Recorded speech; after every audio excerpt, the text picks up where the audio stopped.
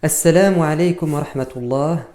J'espère que vous vous portez bien, que votre famille est en excellente santé. Lors de la précédente vidéo, nous nous sommes intéressés à l'intelligence inouïe et à la grandeur d'âme, la clémence de Youssouf alayhi salam. Nous avions dit que Youssouf, pendant la période de 7 ans, où les gens avaient tout ce qu'ils voulaient, il leur a indiqué comment mettre de côté, stocker et conserver la majorité de leurs ressources, le blé, afin de pouvoir en profiter pendant les 7 années où il y allait avoir de la famine.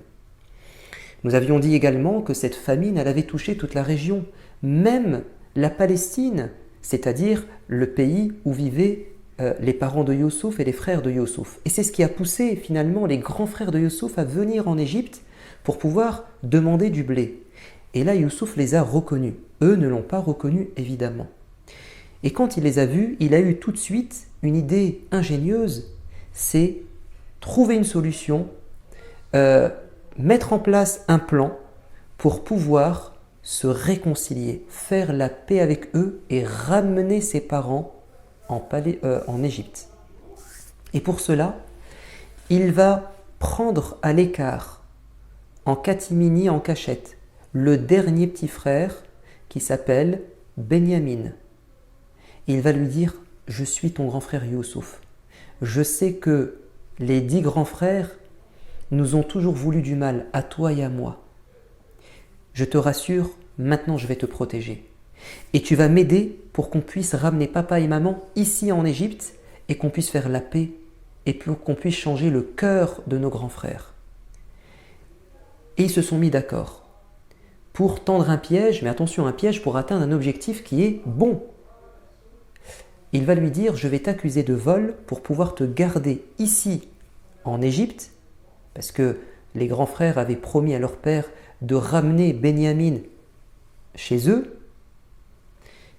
Et donc je dois trouver une solution pour te garder. La seule solution, c'est de t'accuser de vol. » Et donc ils ont caché dans ses bagages, les bagages de Benyamin, la coupe du roi, le verre très précieux. Et c'est comme ça que Benyamin va se retrouver accusé et il va rester en Égypte.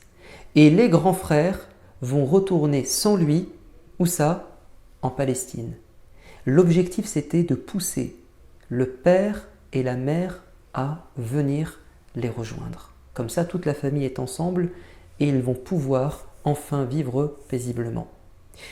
Les grands frères rentrent chez leur père. Alors, il y en a quand même un qui est resté. Il a dit « Moi, j'ose pas rencontrer mon père. Vous vous souvenez pas ce qu'on a fait à Youssouf? On a trahi notre père une première fois. Je ne peux plus le voir. J'ai honte. » Et ça prouve que lui, c'était quand même quelqu'un qui était mieux que les autres. Bref, les 9 grands frères rentrent chez leur père et ils lui disent « Papa, on te jure, sans mentir, que Benyamin a été retenu contre notre volonté. Il a volé. Et interroge les gens qui étaient avec nous. Si tu ne nous crois pas, interroge les gens. » Et là, le père, évidemment, c'est un nouveau coup de poignard. On a remué le couteau dans la plaie. Il a perdu son fils préféré Benyamin et son fils préféré Youssouf auparavant. Et il va dire, comme la première fois, quand il a perdu Youssouf, « Je vais patienter d'une belle patience. Et j'ai espoir que Dieu me permette de les retrouver tous les deux. » Ça veut dire que Ya'qub n'a jamais perdu confiance en Dieu et qu'il est au fond de lui convaincu que Allah fera en sorte qu'il puisse un jour revoir Youssouf et aussi Benyamin. Et il dit à ses grands frères, à ses grands-fils, retournez en Égypte, allez-y et tentez de ramener Benyamin et aussi Youssouf. Mais comment a-t-il pu savoir que Youssouf était peut-être là-bas? Il semble que Ya'qub, quand il a entendu ses grands-fils lui décrire Youssouf dans son intelligence, dans sa bonté, dans sa justice, il a eu le pressentiment, l'intuition qu'il s'agissait de son fils. Voilà. Donc il leur a dit « Allez-y, je pense que vous allez retrouver non seulement Benyamin, mais aussi Youssouf. » Et puis n'oubliez pas que c'est un prophète et que Allah lui dit des choses que les autres ne savent pas. Et il savait, d'après le rêve qu'avait fait Youssouf, qu'un jour, il allait le retrouver. Et là, il a le pressentiment que l'heure approche. Retournez en Égypte et ne perdez pas confiance. Vous croyez en Dieu, il ne faut jamais perdre confiance.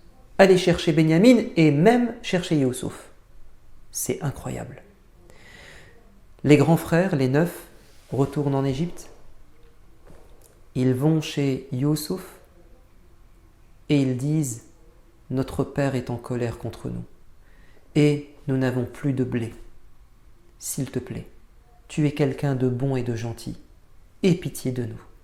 Donne-nous du blé. » Et Youssouf considère que c'est le moment maintenant de leur dire la vérité. Parce qu'il a senti que ils ont regretté tout ce qu'ils avaient fait à Youssouf et aussi à Benyamin.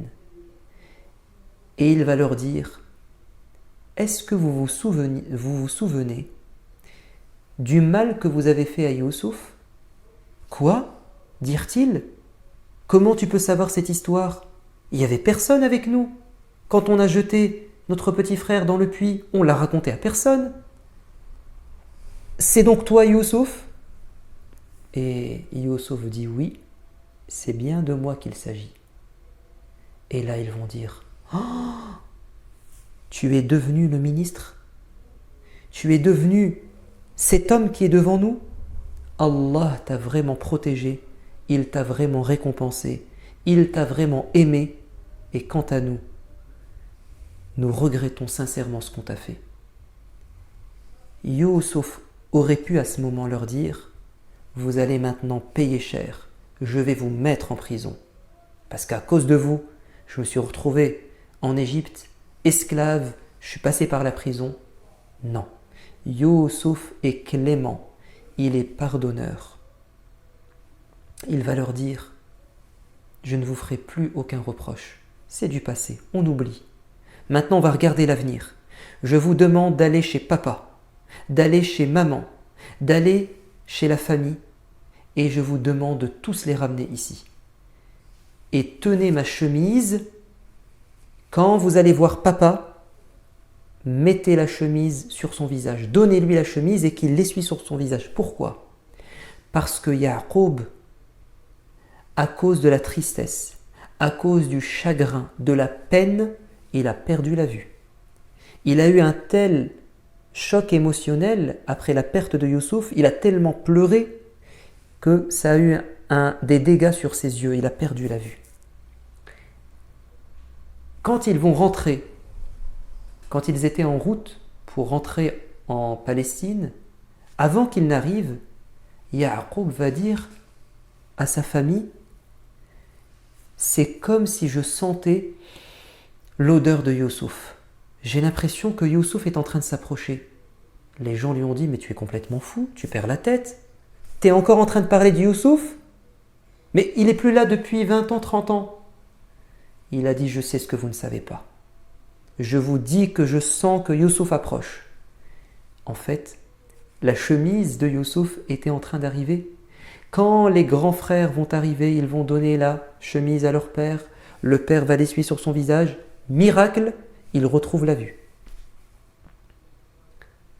Ils font leur bagage, ils font le départ de Palestine, ils se rendent en Égypte. Youssouf accueille sa famille, ses frères et surtout ses parents dans le palais. Et il dit à ses parents, « Asseyez-vous sur le trône. Je vous assois sur le trône parce que je vous aime et je vous respecte. Asseyez-vous sur le trône. » Et vous savez ce qui va se passer ? Les parents et les 11 frères, les 10 grands et Benyamin, le petit dernier, ils vont se prosterner devant Youssouf, c'est-à-dire ils vont s'incliner et lui prouver que c'est quelqu'un de grand et qu'ils lui sont reconnaissants pour tout ce qu'il a fait.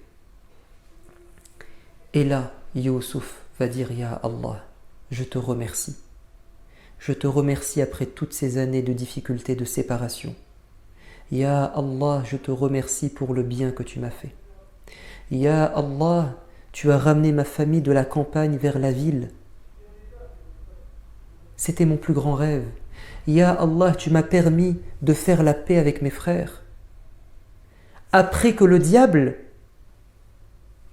a réussi à créer entre nous des conflits. Merci Ya Allah. Il n'y a rien de mieux que d'être en famille et d'être en paix avec notre famille.